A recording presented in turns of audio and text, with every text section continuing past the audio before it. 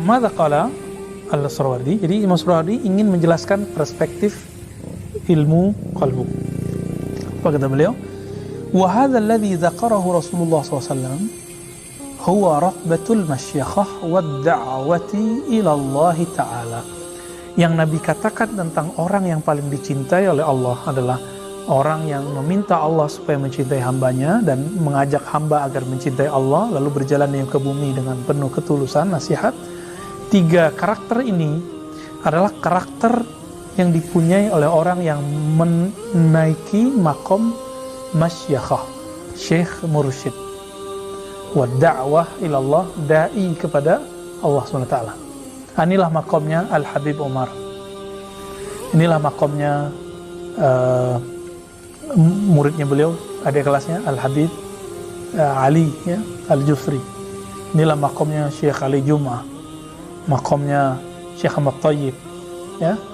Walaupun mereka tidak disebut mursyid misalnya, kayak Syekh Ali Al-Jufri kan tidak menyebut dirinya, Al-Habib Al-Jufri nggak menyebut diri mursyid ya. Syekh Ahmad Thayyib nggak menyebut dirinya mursyid, tapi beliau mencintai umat ya, walaupun ada kritik-kritik dari beliau. Di Indonesia banyak ya, banyak, sangat banyak orang-orang yang dapat makom ini. Namun ada yang mastur, tertutup, ada yang masyhur. Nah, kebanyakan mereka mastur. Orang-orang yang mendoakan kita di saat kita lupa mereka, bahkan kita nggak mendoakan mereka, itu mereka mendoakan kita. Nah, ini yang saya katakan tadi. Karakternya apa tadi? 3. Coba antum punya nggak? Minta kepada Allah supaya Allah mengampunkan, merahmati makhluk. Yang kedua, ngajak makhluk untuk kenal kepada Allah, cinta kepada Allah. Yang ketiga, tulus. Tuh, 3 tuh. Jebol 1, coret. Ya, coret. Maka ada orang yang dulu diangkat jadi mursyid, lalu kemudian dia nggak tulus, coret dia terhapus namanya dari daftar ini, daftar orang yang dicintai oleh Allah. Mungkin di kalangan makhluk masih dianggap mursyid, syekh, ulama, tapi di sisi Allah bukan lagi. Nah, itulah rahasia kenapa ulama kita sering kirim Fatihah. Jadi kirim Fatihah itu bukanlah bid'ah.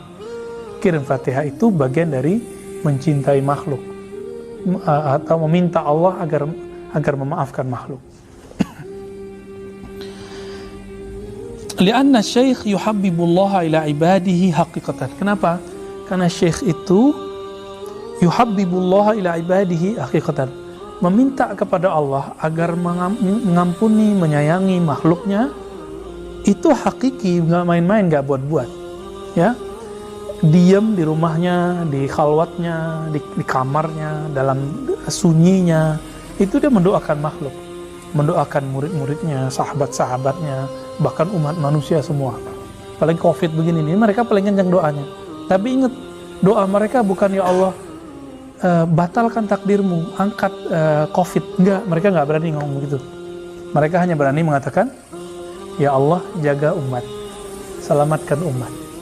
Coba lihat doa Nabi Khidir yang dinukil oleh para imam sampai ke Imam Syafi'i, dinukil oleh Imam Suyuti. Apa itu? Allah marham umat Muhammad, ya Allah rahmati umat Muhammad. Apalagi? Allahumma aslih umat Muhammad, ya Allah perbaiki kerusakan umat Muhammad. Apalagi? Allah majbur umat Muhammad, ya Allah bantu umat Muhammad atau unsur umat Muhammad. Mau dia apapun alirannya, mau dia Salafi, mau dia Asy'ari, mau dia pejabat, mau dia bukan pejabat, ya politisi, nggak politisi, mau dia kiai, murid, yang penting dia umat Muhammad. Nah gitu.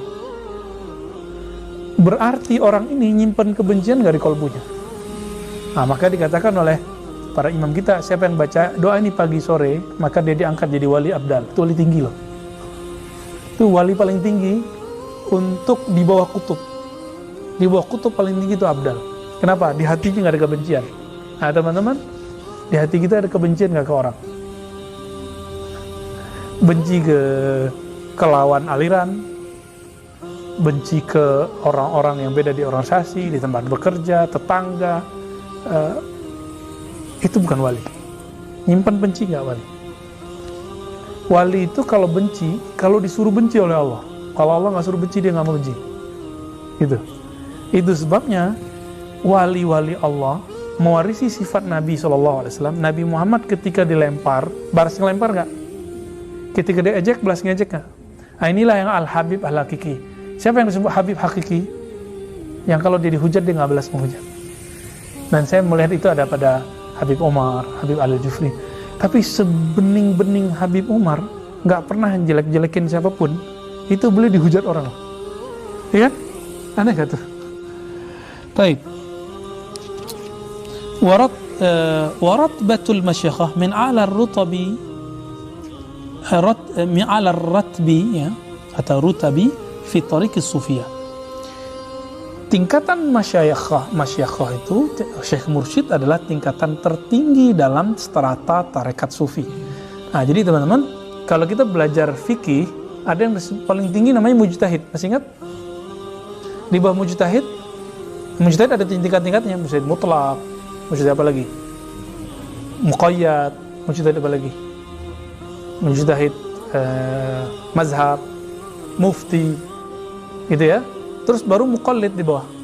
Itu istilah muqallid itu kalau di dalam tarekat sufi disebut murid. Mujtahid itu di kalangan sufi disebut dengan kutub. Makanya coba 4 imam mazhab yang bertahan itu imamnya siapa? Nah, kenapa? Karena kutub itu memang dikenalnya 4 kutub utama. Nanti ada kutub-kutub yang lain. Tapi kalau kutub dunia memang 2, utara dan selatan. Jadi setiap ilmu ada fannya. Dalam ilmu hadis ada yang disebut Al-Hafiz. Al-Hafiz adalah gelar tertinggi dalam hadis. Di zaman Nabi ada nggak gelar ini? Nggak ada. Bid'ah nggak? Enggak. Ini ilmu yang sah, mustaqil. Jadi istilah Syekh Mursyid, Arif Billah di kalangan sufi, mujtahid di kalangan ahli fikih, usul fikih, hafiz atau imam hadis dari kalangan ahli hadis, itu semua istilah baru, tidak ada di zaman Nabi, lalu diadakan sekarang, diadakan di zaman setelah Nabi. Bid'ah? Enggak. Kenapa orang kemudian sentimen dengan sufi? Karena nggak mengerti analog ini, gitu. Nggak bisa memajangnya secara al-kul bil-kul, ya, secara tepat. Akhirnya yang terjadi, oh dulu di zaman Rasulullah nggak ada tasawuf. Ya berarti di zaman Rasulullah nggak ada fikih juga dong. Di zaman Rasulullah nggak ada ilmu hadis juga dong. Kan gitu jadinya. Nah, enggak, kita nggak ngomong gitu. Di zaman Nabi ada nggak hadis sahih dan hadis dhaif? Nggak ada. Terus ketika dalam tarekat sufi juga sama. Ada ma'rifat yang sahih, ada ma'rifat yang batil. Ada sama. Rawi yang dhaif, ada rawi yang sahih. Di kalangan sufi ada syekh yang kamil, ada syekh yang ghairu kamil. Artinya sama. Syekh yang bagus, syekh yang tidak bagus. Jadi sebagaimana dalam ilmu hadis rawi biasa dikritik, maka jangan heran kalau ada ahli sufi dikritik. Itu biasa aja. Dalam fikih biasa nggak kritik mengkritik? Biasa, gitu. Jadi jangan lagi kaget dengan ikhtilafat, perbedaan-perbedaan itu. Baik. Nah, namun teman-teman, apa yang ajib dari penjelasan hadis ini? Beliau mengatakan mujtahid ke dalam usul fikih, hafiz, kalau dalam tradisi ahli tasawuf, masyakhah, Syekh Mursyid.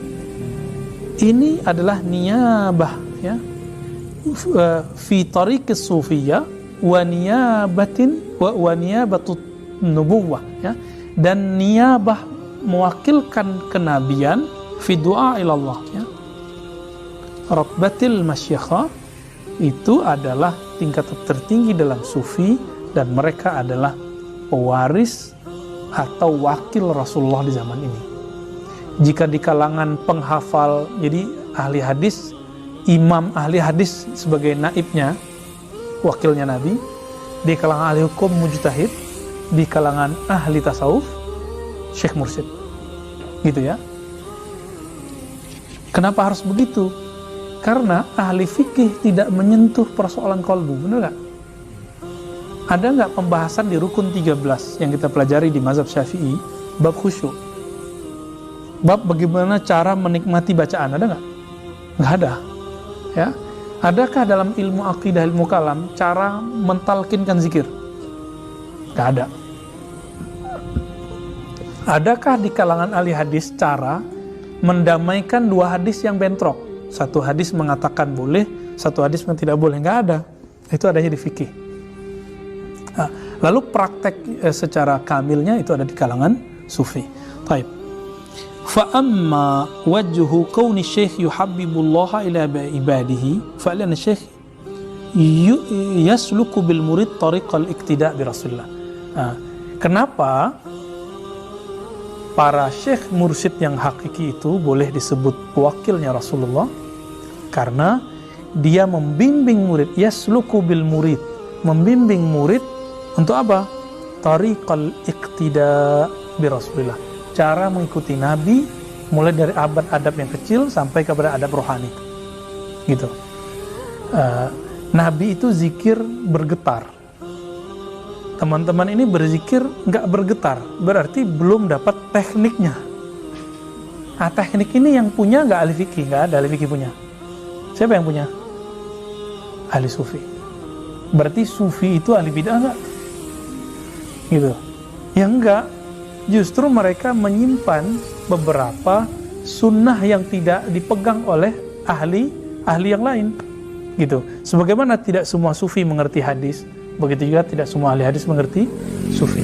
Sebagaimana tidak semua ahli fikih mengerti tasawuf, begitu juga tidak semua sufi mengerti ilmu fikih. Udah begitu aja.